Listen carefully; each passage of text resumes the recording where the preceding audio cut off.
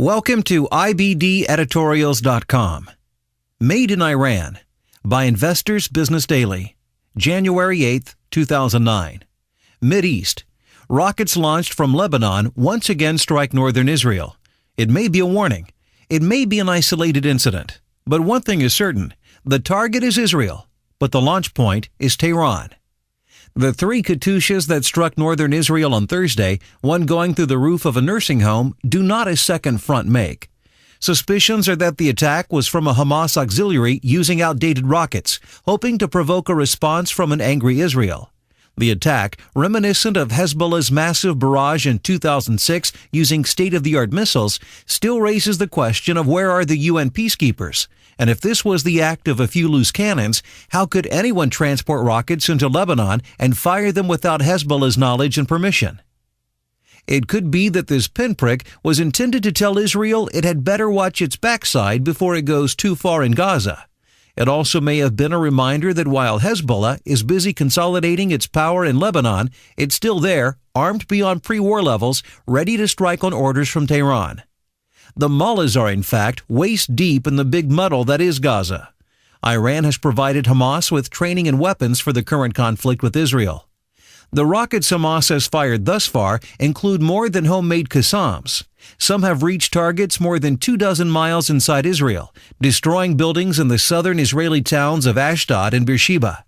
According to the Israeli security agency, the Shayabet, the rockets that struck Beersheba were transported from Sudan through the Sinai and then smuggled into Gaza through tunnels under Egypt's border. The Israeli Intelligence and Terrorism Center reports Hamas smuggled at least 80 tons of explosives, including an unknown number of rockets into Gaza since June 2007. This is nothing new. In 2002, Israel seized a Palestinian-contained ship bound for Gaza carrying 50 tons of Iranian missiles, mortars, rifles, and ammo. In 2006, Ahmed Abul, Egypt's foreign minister, accused Iran of being behind Hamas's violent takeover of Gaza. Hamas may have been isolated from the world, but Iran announced $50 million in support in 2006. By mid-2007, known Iranian support had reached $120 million, with pledges of $250 million more, not including Iranian-supplied weapons and training. Last March, the London Sunday Times published an interview with the top Hamas commander of the Izzudine al-Qassam brigades, the military wing of Hamas that Iran is turning into a disciplined army like Hezbollah.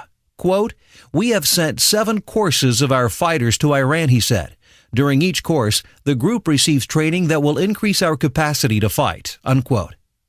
At that point, some 150 members of the Qassam brigades had passed through training in Tehran, where they studied anywhere from 45 days to 6 months at a closed military base run by the Quds, Jerusalem, force of Iran's Revolutionary Guards. The most promising members of each group stay longer for advanced training and return as trainers themselves. According to the Hamas commander, another 650 had at the time been trained in camps in Syria under instructors who learned their stuff in Iran. Says terrorism expert Walid Faris, quote, "The Gaza fight is about Iran's confrontation with Israel, and perhaps with the U.S. globally. A global strategic reading leads us to conclude that, just as we saw in Lebanon in 2006, Tehran is pulling the strings, and very smartly." Unquote. Attempts to arrange the usual paper-thin ceasefires and kick the can down the road to peace are attempts to treat the symptoms and not the disease. Hamas and Hezbollah are stalking horses for Iran. Until Iran is dealt with, there will be no peace for either Israel or the United States. Copyright 2008, Investors Business Daily. Read to you by OutloudOpinion. For more podcasts, visit IBDEditorials.com.